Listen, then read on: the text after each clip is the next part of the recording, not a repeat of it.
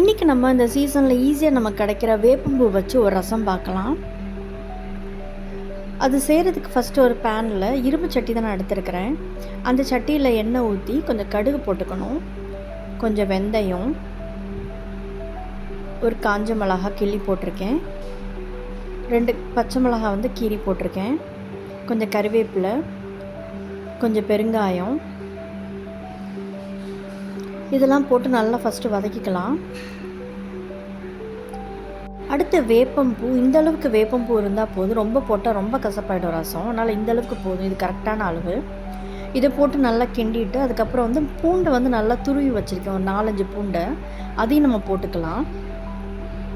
இதையும் நல்லா வதக்கிட்டு ஒரு நல்ல பெரிய சைஸ் தக்காளியை குட்டி குட்டியாக கட் பண்ணி வச்சுருக்கேன், அதையும் நம்ம போட்டுக்கலாம்.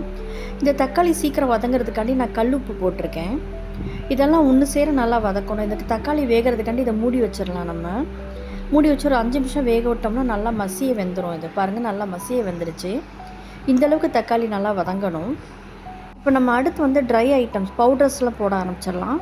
ஃபஸ்ட்டு 1.5 ஸ்பூன் ஜீரகம் போடணும், 1/4 ஸ்பூன் மஞ்சள் பொடி, 1 ஸ்பூன் நிறையா மிளகு பொடி, இதெல்லாம் போட்டு நல்லா கிண்டி விட்டுக்கலாம். இப்போ நான் ஒரு பெரிய நெல்லிக்காய் அளவு சைஸ் நான் புளி எடுத்து கரைச்சி வச்சுருக்கேன், அதையும் நம்ம ஊற்றிடலாம். இது நீங்கள் உங்கள் டேஸ்ட்டுக்கு ஏற்ற மாதிரி கூரை யூஸ் பண்ணிக்கோங்க. இப்போ நான் தண்ணி இன்னும் கொஞ்சம் எக்ஸ்ட்ரா ஊற்ற போகிறேன். எனக்கு எவ்வளோ ரசம் வேணுமோ அவ்வளோ தண்ணி ஊற்ற போகிறேன் நான்.